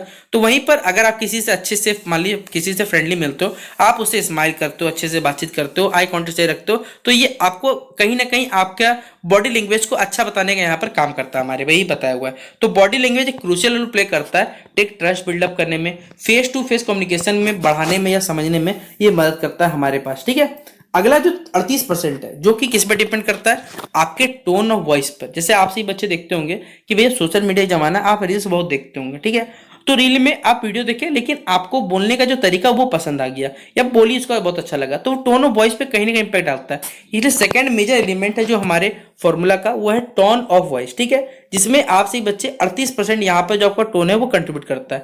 टोन मतलब आपका पिच, वॉल्यूम, आपका स्पीड, आपका रिदम और आपके जो इमोशनल इन्फेजेस है वो सब कुछ यहाँ निर्भर करता है। जैसे आपके वर्ड्स अगर पॉजिटिव है, आपका टोन यहाँ लगातार बेसिकली कंप्लीट है और यहाँ पर मीनिंग को चेंज कर रहा है। जैसे मान लीजिए दैट्स ग्रेट, ठीक है, ये कितना साउंड सिंसियर हो रहा है, सरकास्टिक भी हो सकता है, कभी एंग्रीली भी हो सकता है, डिपेंड करता है कि आपके बोलने का तरीका क्या है, आपकी इमोशनल सिचुएशन पे डिपेंड करता है। पीपल क्या करते हैं बेसिकली, जब भी कोई स्पीकर मान लीजिए कोई बोल रहे हैं तो अगर शांति सुनिएगा सभी समय, अगर आप कोई भी चीज को बोल रहे हैं, अगर आप उसे शांति से बोल रहे हैं, या टेंशन को रिड्यूस करके काम कर रहे हैं, तो आपके मुख से जो भी वाणी निकलेगी वो हमेशा क्या होगा, अच्छी ही रहेगी। लेकिन अगर सही से नहीं बोलोगे तो भैया हो सकता है किसी को हाथ से रूड लग जाए और लगेगा भैया कहीं ना कहीं ये कॉन्फ्लिक्ट करने काम कर सकता है। इसलिए टोन जो हमारे पास है वो कम्युनिकेशन में बहुत ज्यादा रोल प्ले करता है। आपके एटीट्यूड और आपके इमोशनल स्टैंड को आपके वर्ड से ज्यादा कहीं ना कहीं ये एक्यूरेटली बताने काम करता है हमारे पास ये टोन ऑफ वॉइस।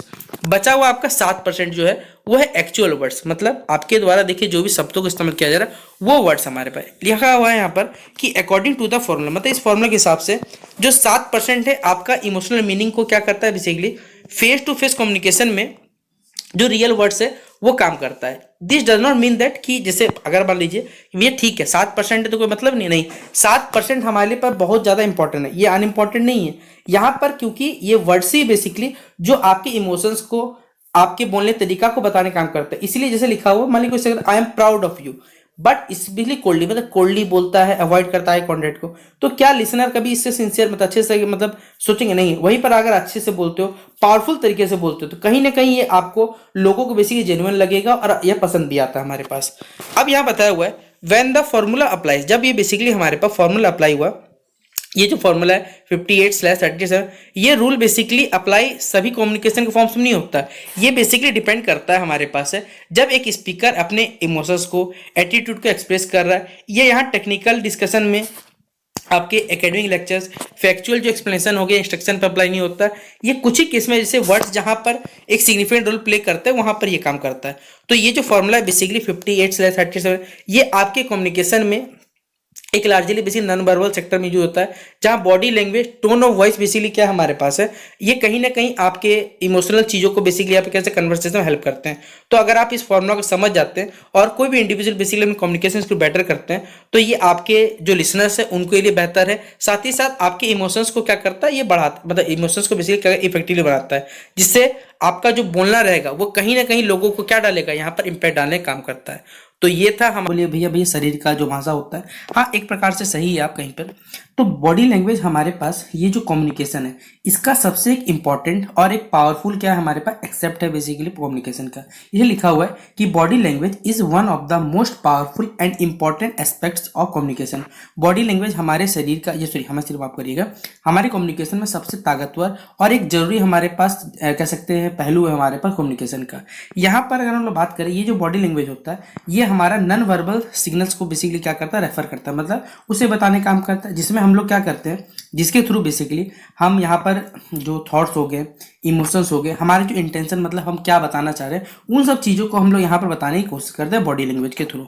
तो इन सिग्नल्स में अगर हम बात करें, this signals include facial expression. इस सिग्नल्स के रूप में हम लोग क्या करते हैं, हमारे फेस का जो एक्सप्रेशन है उसका इस्तेमाल करते हैं, हमारे बॉडी का जो गेस्चर्स होते हैं, बॉडी का तौर तरीका जो होता है वो बताने की कोशिश करते हैं, हमारे बैठने का तरीका, पोस्चर हो गया, बॉडी मूवमेंट हो गया, हमारे बोलने की भाषा तक यहाँ पर इसमें क्या होता है इंक्लूड होते हैं। हमारे आंखों का कॉन्टेक्ट भी क्या होता है, अगर आप किसी से बिना डरे रहिएगा तो आप मिला सकते हैं, अगर आपके आंखों में शर्म है तो आपकी आंखें नीचे हो जाएंगी। तो इस प्रकार कई तरीके से हमारे बॉडी के जो डिफरेंट पार्ट्स होते हैं वो हमारे कम्युनिकेशन में क्या करते हैं, मदद करते हैं या फिर रोल प्ले करते हैं। ठीक है, तो यहाँ बताया हुआ है कि communication experts suggest that a large percentage of our communication, sometimes as much as 70 to 90% it is non-verbal। देखिए कम्युनिकेशन में लगभग कुछ एक्सपर्ट्स का बताना ये है हमारे पास कि हम लोग किसी प्रकार कम्युनिकेशन करते हैं उसमें सबसे ज़्यादा जो रोल प्ले करता है या परसेंटेज होता है वो 70 से 90% हमारे पास नॉन वर्बल होता है। मतलब आपका नॉन वर्बल मतलब यहाँ पर आपका फेशियल एक्सप्रेशन हो सकता है, बॉडी का लैंग्वेज हो सकता है, ये सब के सब चीज़ क्या करता है, पार्ट करता है।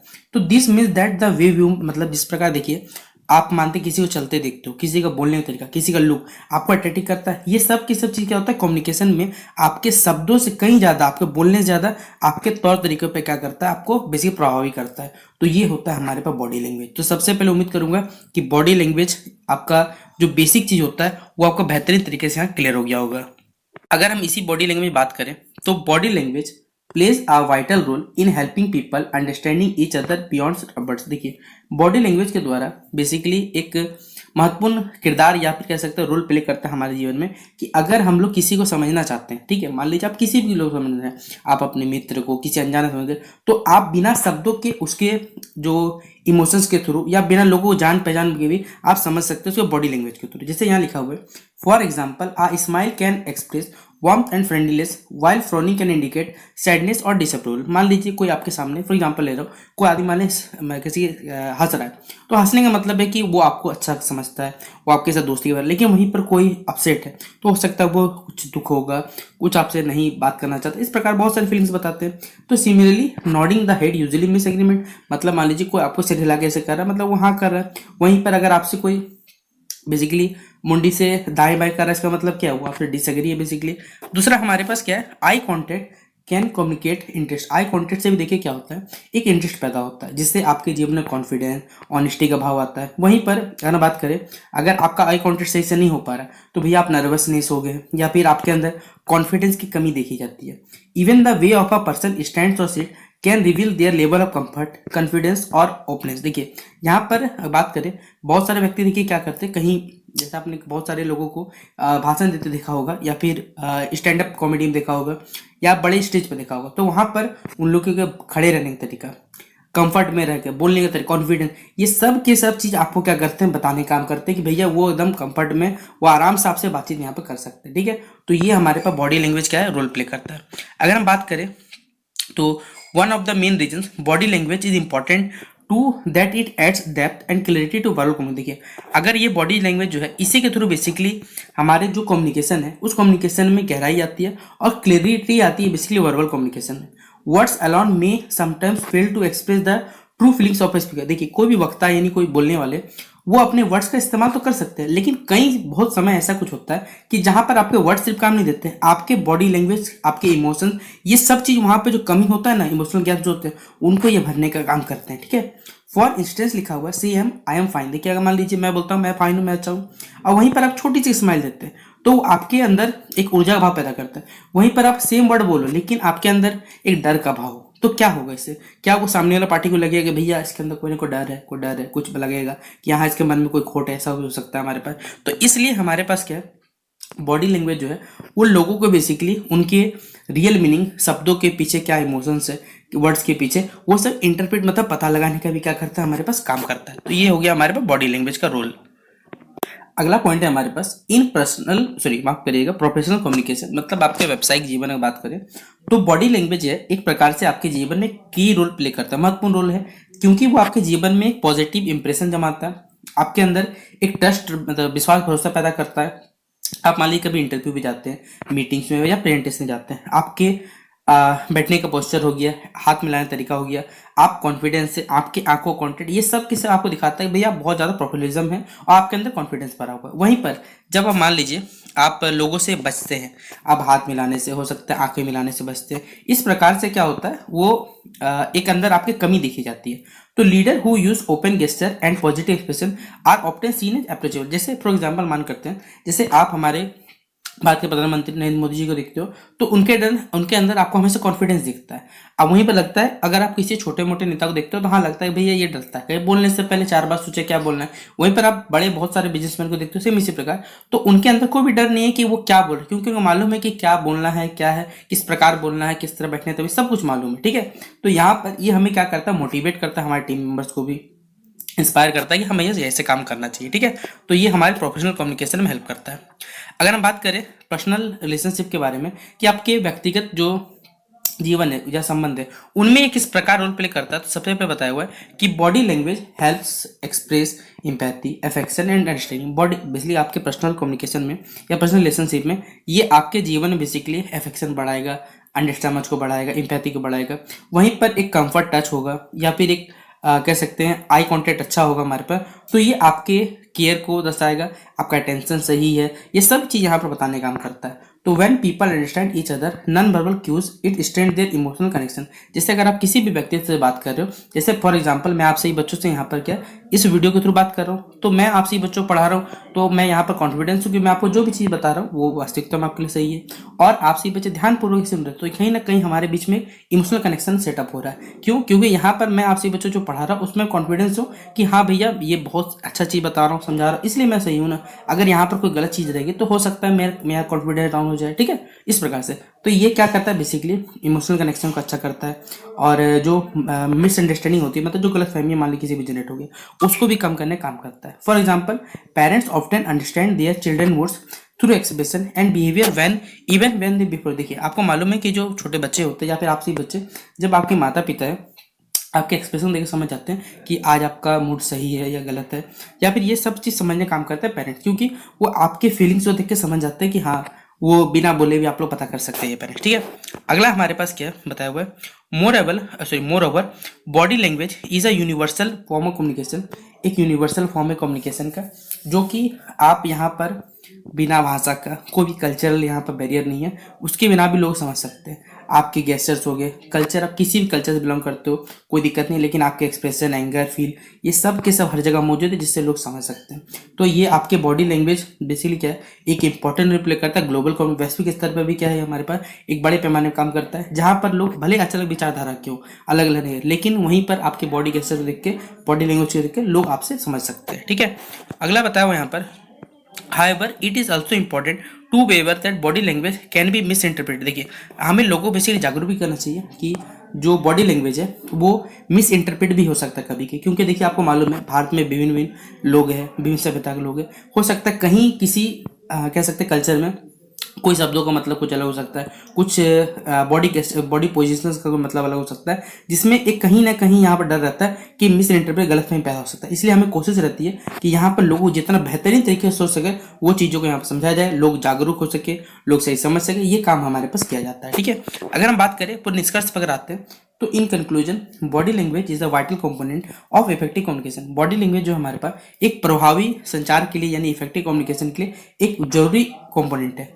इट कॉम्प्लीमेंट्स स्पोकन वर्ड्स, इसमें आपके words, true emotions, trust buildup, eye contact, ये सभी चीज़ें ज़्यादा होती है।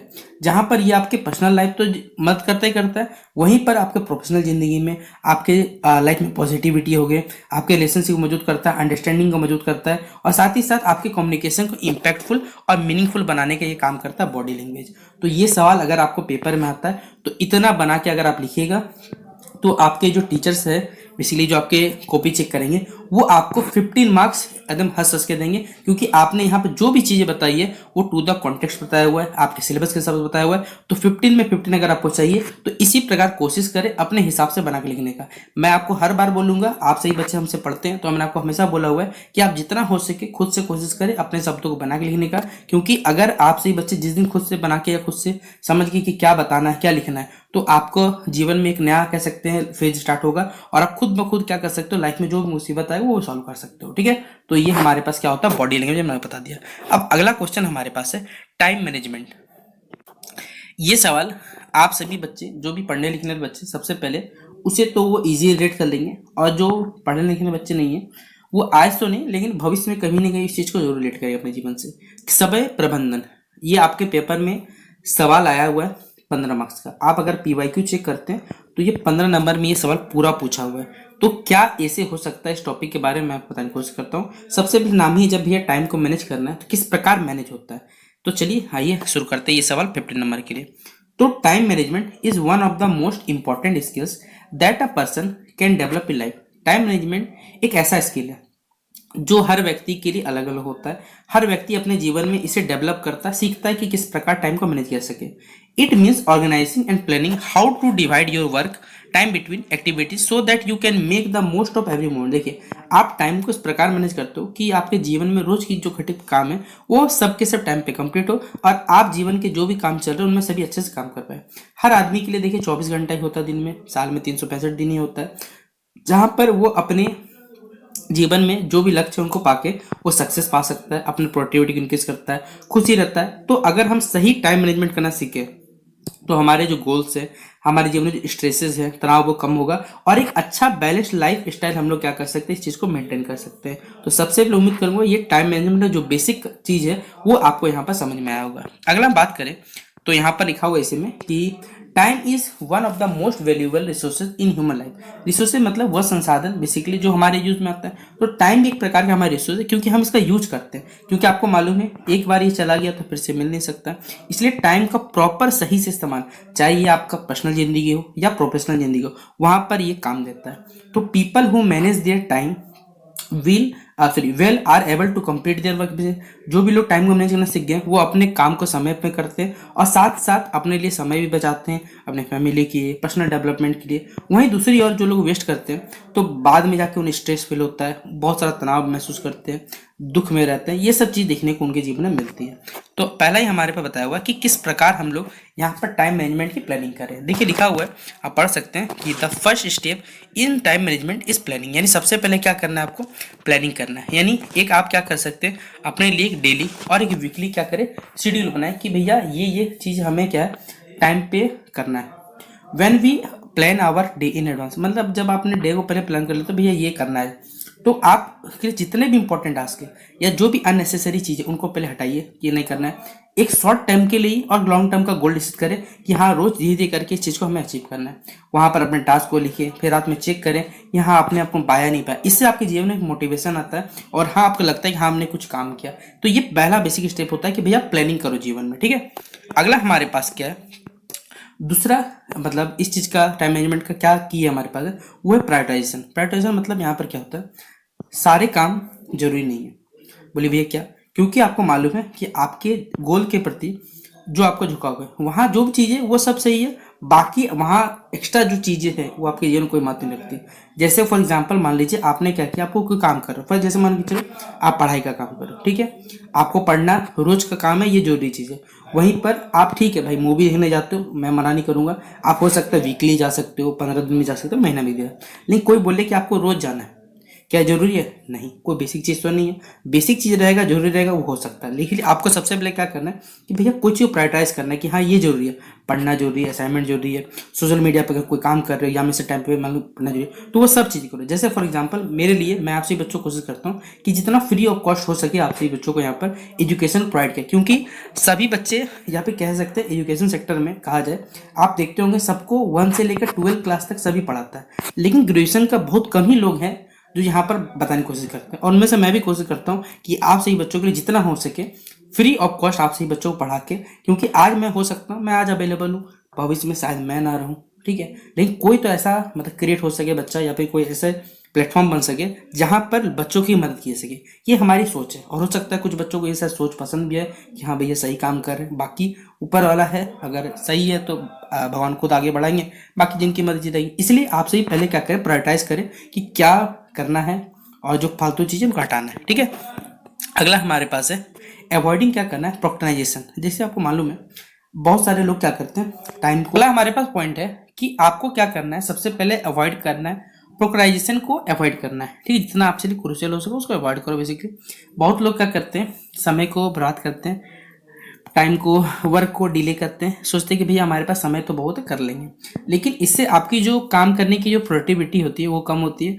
और ये आपके लिए जब उस काम को करने का जो डेडलाइन फिक्स होता है, इस समय तिथि जो फिक्स होता है, उस पर आपको जल्दी से करना पड़ता है, जिससे वो चीज़ सही नहीं हो पाएगा और जिससे वो चीज़ खराब भी होता है, ठीक है।